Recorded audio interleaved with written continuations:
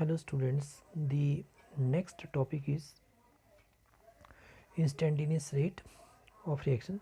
So instantaneous rate क्या होता है? जो speed of chemical reaction होती है किसी particular instant of time या particular moment of time पे during the course of reaction, that is called instantaneous rate of reaction. तो किसी particular moment में जब आपकी chemical reaction हो रही है तो उस टाइम किस स्पीड से आपके reactant प्रोडक्ट में चेंज कर रहे हैं, that is called instantaneous rate of reaction. अब देखिए डिफरेंट टाइम जो होते हैं during the course of reaction, different time के ऊपर क्या होगा, जो स्पीड ऑफ केमिकल रिएक्शन होगी या जो इंस्टेंटेनियस रेट ऑफ रिएक्शन होगी उसकी वैल्यू डिफरेंट आती है.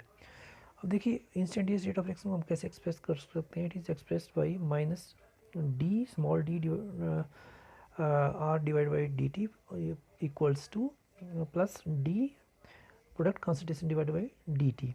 यहाँ पे जो स्मॉल डी है it represent small change in the concentration of either reactant और प्रोडक्ट.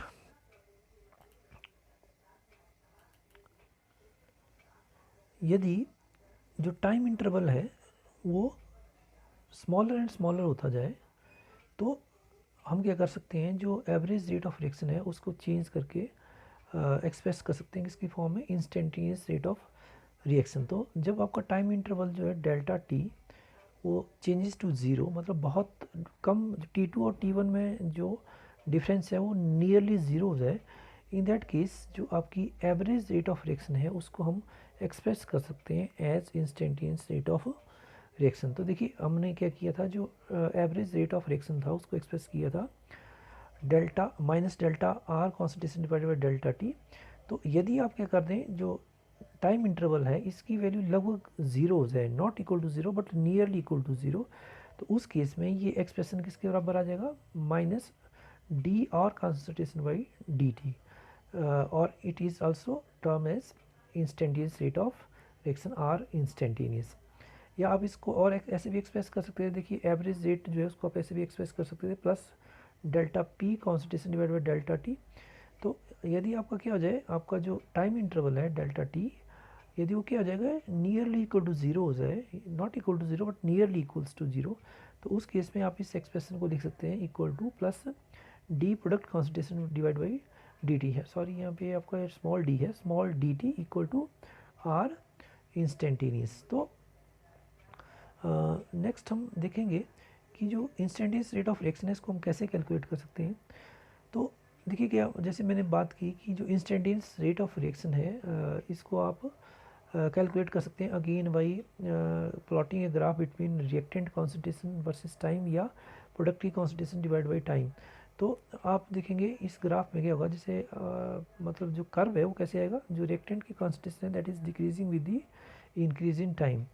तो इस कर्व में आप क्या करेंगे, यदि इंस्टेंटेनियस रेट ऑफ रिएक्शन या किसी पर्टिकुलर टाइम पे, लेट आप T1 टाइम पे क्या करना चाहते हैं, instantaneous rate of reaction calculate करना चाहते हैं या T1 टाइम पे देखना चाहते हैं कि रेट ऑफ रिएक्शन क्या है, तो आप क्या करेंगे, उस T1 टाइम के कॉरस्पॉन्डिंग जो आपका कर्व के ऊपर पॉइंट P है वहाँ पे आप एक टेंजेंट ड्रॉ करेंगे. टेंजेंट मतलब a line parallel to the curve draw करेंगे और इस टेंजेंट को आप एक्स्ट्रापोलेट करेंगे toward the coordinate axis and the abscissa axis. तो जब आप कोऑर्डिनेट एक्सिस और एब्सिसा एक्सिस की तरफ को इसको एक्स्ट्रापोलेट करेंगे तो आपको ओ ए और ओ बी की वैल्यू मिल जाएगी, और ओ ए की वैल्यू लेट ओ एक्स के बराबर है और ओ बी की वैल्यू लेट डेल्टा टी के बराबर है. तो ये जो आपका रेशो आ जाएगी O A divide by O B, that will be the instantaneous rate of reaction at particular time T1 represented by minus dr divided by dt, and that will be giving you the instantaneous rate of reaction. So ratio of the coordinate versus abscissa corresponding to time T1, that represent the instantaneous rate of reaction, and it is again a value which is equal to negative of the slope. यदि आपका जो tangent है ये आप इस प्रकार से draw कर पा रहे हैं तो this is called negative slope.